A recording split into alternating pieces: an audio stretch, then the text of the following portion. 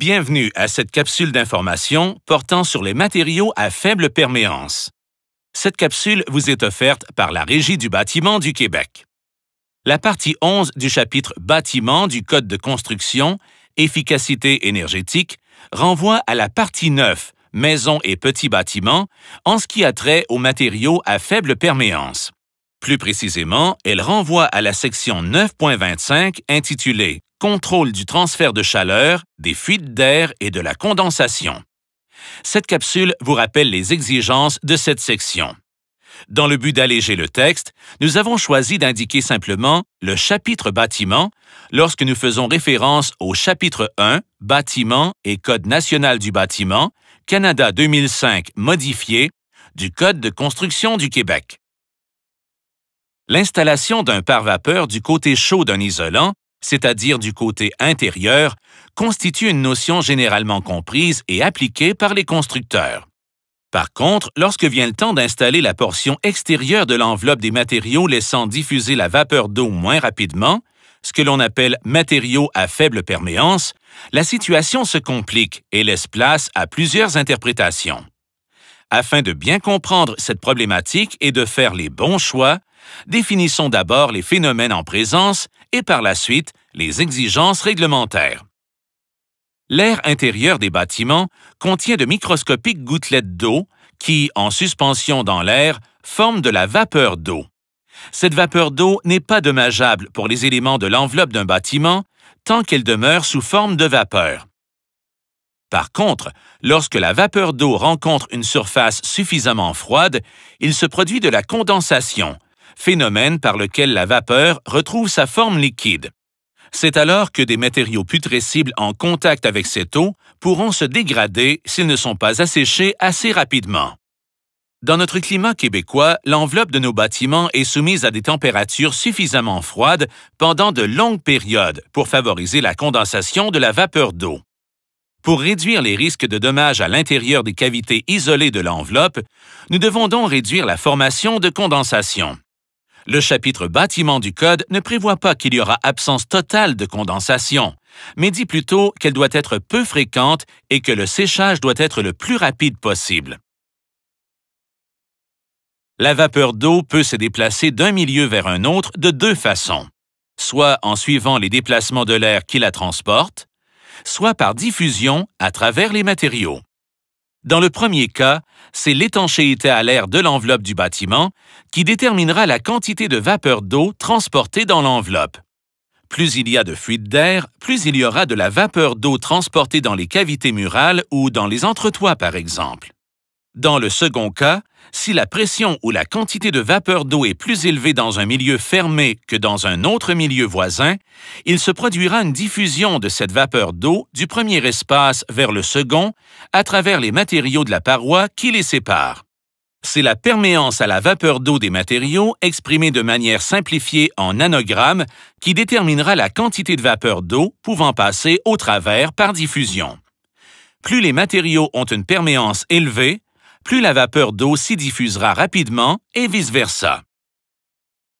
Pour prévenir la formation de condensation dans les murs, planchers et plafonds isolés, nous devons surveiller trois choses.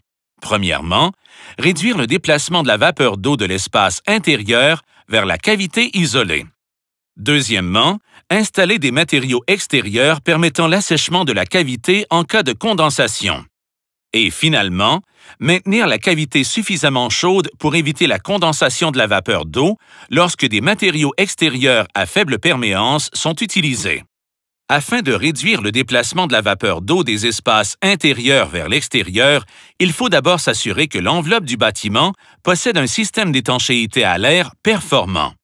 Ensuite, l'installation d'un pare-vapeur efficace minimisera la diffusion de vapeur d'eau dans la cavité. Dans la sous-section 9.25.4 du chapitre Bâtiment, on exige que les murs, les plafonds et les planchers isolés comportent un pare-vapeur, de façon à ce que la vapeur d'eau contenue dans l'air intérieur ne migre pas dans les cavités de l'enveloppe. Toujours selon le chapitre Bâtiment, les produits utilisés comme pare-vapeur doivent avoir une perméance d'au plus 60 nanogrammes et doivent répondre à certaines normes spécifiques. Malgré les précautions prises pour empêcher la vapeur d'eau de passer du milieu intérieur du bâtiment vers les cavités, nous devons prévoir qu'une quantité, aussi minime soit-elle, pourra trouver son chemin dans la cavité isolée de l'enveloppe du bâtiment à cause des imperfections ou simplement par la diffusion à travers le pare-vapeur. À ce point, nous devons donc contrôler la condensation possible et ses effets.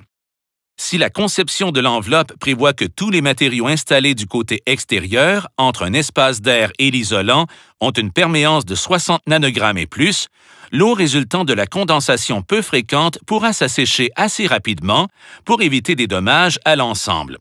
Cette explication est également applicable si un panneau de fibre de bois de 12,5 mm ou moins est utilisé comme revêtement intermédiaire.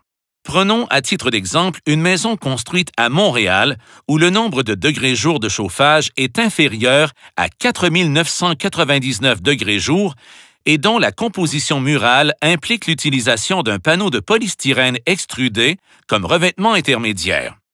Selon les exigences du tableau 9.25.1.2 du chapitre Bâtiment, le ratio entre la valeur isolante extérieure et intérieure pour Montréal est de 0,2 ou plus.